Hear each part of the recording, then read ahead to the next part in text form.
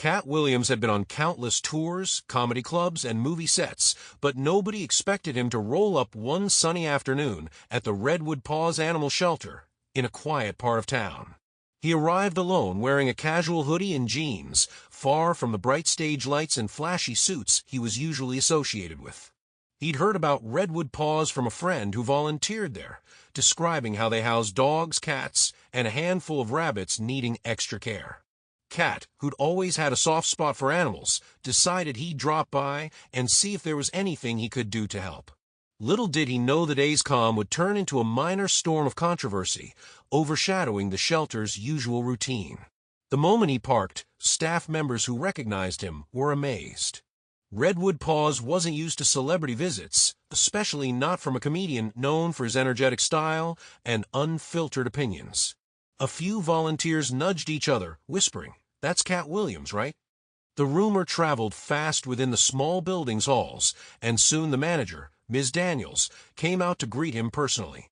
Katt offered a polite handshake and a friendly smile, introducing himself to Ms. Daniels and the other volunteers. They walked him through the bright, modest reception area plastered with colorful adoption flyers. He passed a couple adopting a small kitten, pausing to offer them a quick joke about cats never letting you sleep in. The couple laughed, starstruck but clearly more focused on their new furry friend. Shortly after, Ms. Daniels escorted him into the back, where a row of kennels held a variety of dogs, some yapping playfully, others timidly pressing against the bars. The smell of disinfectant hung in the air. The shelter was clean enough at first glance, if a little cramped. Katt patted a wagging Labrador mix, murmuring, "I see you, buddy."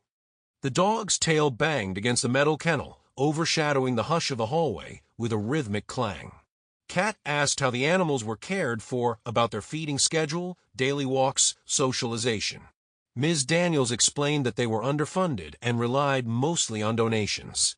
She pointed out a small yard out back where volunteers often took the dogs for exercise. Katt listened intently, eyebrows furrowing whenever Ms. Daniels mentioned a shortfall. He asked about the staff schedule. "We do our best," she said, "but there are times we're shorthanded and each volunteer or staffer juggles multiple duties." As Katt ventured deeper toward the cat area, something rubbed him the wrong way. A cluster of kittens in a large cage mewed incessantly. He asked if they were hungry. A volunteer insisted they'd been fed earlier, but Katt frowned at the empty bowls. Then he looked at some older, sickly cats in smaller cages. He noticed watery, eyes-matted fur. "Are they getting enough medical checks?" he asked, voice tinged with concern. Another volunteer tried to reassure him, saying a local vet made weekly visits. Still, Katt's gut told him the place was more stretched thin than they were letting on. Soon, they reached the back corner of the shelter, where a few dogs, especially nervous or traumatized, were housed away from high foot traffic. Ms. Daniels admitted these dogs required special care. Katt noticed one kennel occupant, a timid German Shepherd mix, lying in a corner with very little bedding. A half-chewed toy lay next to him. The dog looked up, letting out a low whimper. Katt's brow furrowed deeper. "This big boy got enough space in here?" he asked gently, turning to a volunteer standing by. The volunteer shrugged. "He's comfortable as can be." Katt knelt, noticing the dog's ribs lightly showing. "He's sure about that," he muttered under his breath, and patted the fence. The tension started to rise when Katt spotted a small water bowl that seemed dusty around the rim and half empty. He tapped the fence with a finger.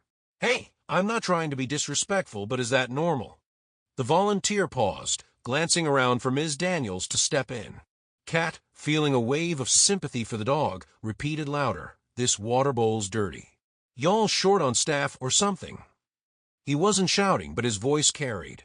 Another staffer, overhearing, hastened to refresh the water. Katt pursed his lips, suspecting the shelter was doing their best but falling short, in his eyes, on basic upkeep. A hush settled. Some bystanders, the adopting couple earlier, a teenage volunteer, and Ms. Daniels, noticed Katt's growing agitation. Ms. Daniels cleared her throat, stepping in.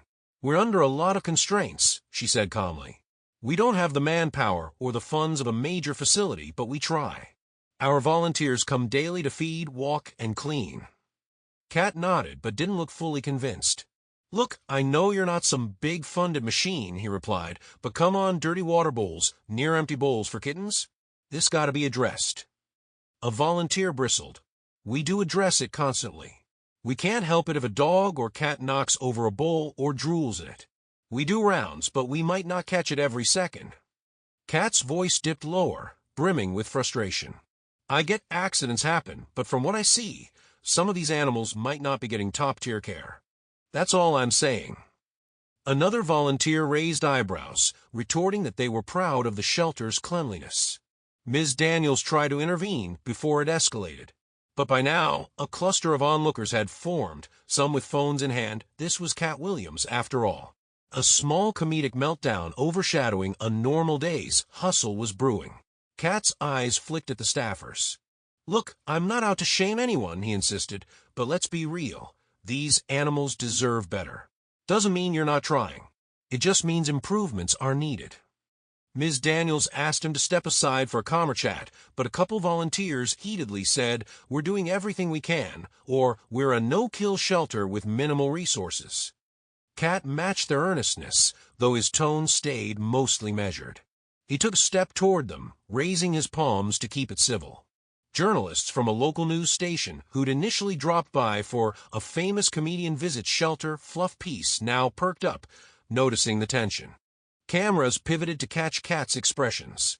One asked, "Katt, are you saying Redwood Paws is negligent?" He sighed, shaking his head.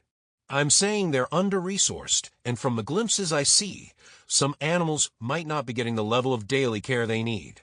It's no personal attack. I want to see them do better." Ms. Daniels looked uncomfortable but nodded slightly, as if acknowledging there was truth in what he was pointing out while wanting to hush the scene. A hush overshadowed typical daily banter in the shelter. A few staffers were now bristling at Katt's remarks, while others looked torn, perhaps knowing he wasn't entirely wrong. One younger volunteer said quietly, "We try, but it's tough. Some days we're short on help, especially after lunchtime." Katt took a breath, softening his stance. "That's all I'm highlighting. Maybe this place needs a bigger volunteer base, more donations, or a fundraiser. I'd be down to help if it means these animals get top-notch care." Finally, Ms. Daniels cleared her throat, speaking firmly yet politely. "Mr. Williams, Redwood Paws does the best we can, and we do appreciate any support you offer. I'm sorry if today's snapshot gave a different impression. Let's talk privately about how to help." She gestured for him to step away from the dog kennels. As they moved aside, the small group parted. Journalists tried to follow, but Ms. Daniels signaled them to back off. Inside a cramped office, Katt sat across from Ms. Daniels. She apologized for any tense vibes, explaining how their budget barely covered food, vaccines, and basic staff pay. He apologized in turn for publicly airing his concerns. "I guess I got emotional seeing animals that might be neglected in small ways," he admitted. Ms. Daniels gave a sad smile, acknowledging that even the best-intentioned staff could fall behind if a sudden wave of new animals arrived or if volunteers called in sick. An unanticipated hush overshadowed the normal hustle as Ms. Daniels gave him a brief tour of their finances on a cluttered desk. She showed him how adoption fees only covered a fraction of the operation. Meanwhile, vet bills, spay-neuter costs, and building maintenance weighed heavily. Katt nodded, each new detail fueling his desire to see Redwood Paws flourish. On the spot, he offered a donation that left Ms. Daniels wide-eyed. "I can't let you handle all of it," she stammered, tears in her eyes. He shook his head. "I can't fix everything, but I can definitely help lighten the load." They parted the office with a new sense of solidarity. Word spread among the staff that Katt, though initially critical, was stepping up to support them. Volunteers who'd been upset by his remarks realized he wasn't just complaining, he was trying to highlight problems and fix them. Meanwhile, local cameras hovered at the edges, hoping for an update. When Katt emerged from the building, a small circle of reporters awaited. He offered them a short statement. "I care deeply about animals. I saw some areas Redwood Paws can improve, but I also realize they're overwhelmed. I'm going to pitch in financially, and I hope the community does too. These folks aren't villains, they're just under strain." The immediate tension overshadowing earlier heated remarks melted into a warmer narrative. Onlookers clapped softly, a wave of relief that the meltdown might be overshadowed by a more hopeful conclusion. Of course, the day's dramatic shift fueled local news cycles. Some headlines read, "Katt Williams sparks showdown at animal shelter, demands better care." Others took a calmer approach. Comedian Katt Williams critiques overburdened shelter, donates to help. Twitter had a field day, with hashtag CattCares and hashtag ShelterTension trending for a bit. Some memes humorously spliced Katt's comedic image with photos of puppies, though the overall sentiment was surprisingly positive. Many supporters praised him for not just complaining, but also stepping up. Days later, Redwood Paws announced on social media that, thanks to the generosity of Mr. Katt Williams and the outpouring of local support, we're able to hire additional part-time help and expand our animal care capacity. The meltdown overshadowing the normal quiet of Redwood Paws, ironically, led to a wave of new volunteers signing up, wanting to see improvements firsthand. Ms. Daniels posted a heartfelt thank you video, acknowledging that while the confrontation was a shock, it turned out to be a catalyst for better things. Katt, for his part, reframed the experience in an interview later that month. "I saw some stuff that bothered me. Maybe I was too blunt at first, but I had to say it," he explained. "We ended up finding a solution. That's what matters." He also mentioned how deeply the shelter staff cared, even if the day's meltdown overshadowed their usual sincere efforts. They're real heroes, just under-resourced. We're all learning from it.